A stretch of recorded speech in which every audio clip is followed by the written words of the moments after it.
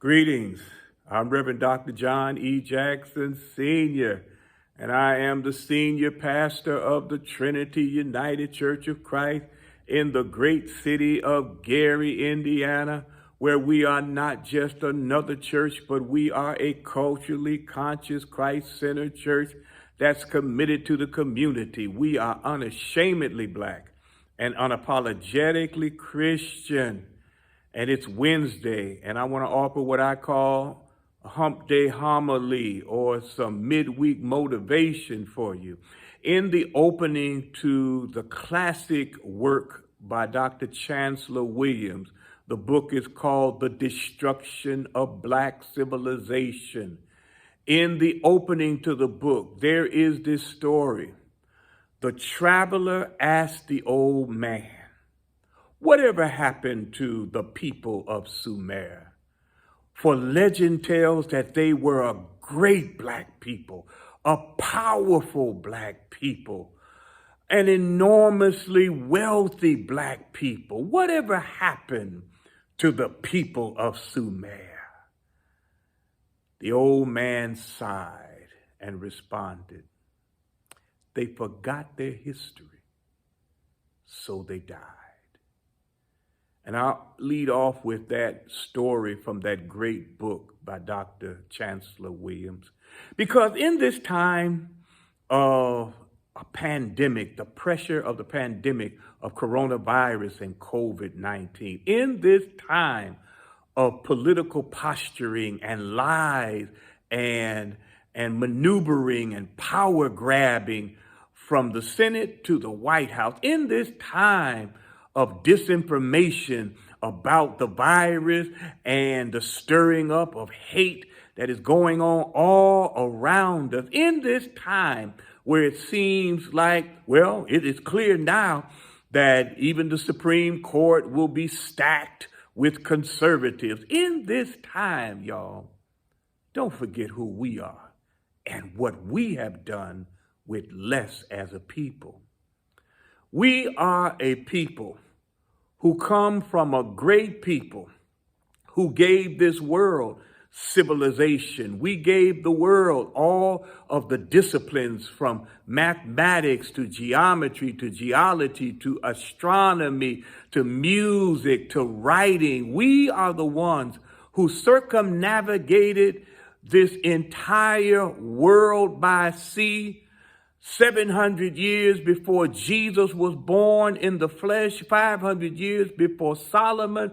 We are the people, y'all, who in this country, when the laws were against us, when the Supreme Court was against us, when the government was against us, when it seemed like every area of this country was against us and it was legal to lynch us, it was legal to deny us, it was legal to subjugate us. In that time, we as a people, we still built institutions of learning. We still built businesses. We still created organizations of resistance, y'all. We still did these things with nickels and nails and pennies and prayers, and we still progress. Don't forget who you are.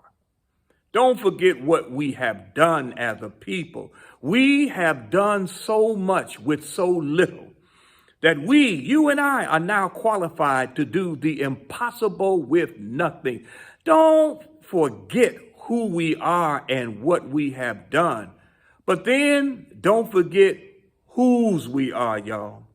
We belong to a God who is greater than the government. We belong to a God who has more power than the presidency, and we belong to a God who is more able than the entire military of these United States. We belong to a God who can do anything but fail. We belong to a God who has a preferential preference for the poor and the oppressed. We belong to don't you forget who we are and what we have done, and don't forget whose we are. There's another African who lifted up a very powerful proverb that says, and if God be for us, then even now, who can stand against us? Because we are more than conquerors through Jesus Christ, who has raised us and who has saved us. Don't forget who we are, y'all. No matter what is going on around us, don't forget what we have done with less, y'all. And don't forget whose we are, no matter what happens in the election. Yes, register and go vote. Take some people to vote. Take some people with you to do early voting. But don't forget who we are. Don't forget what we have done with less. And don't forget whose we are. So that even after the election, no matter who wins, be prepared to roll up your sleeves and go to work like our ancestors went to work, y'all.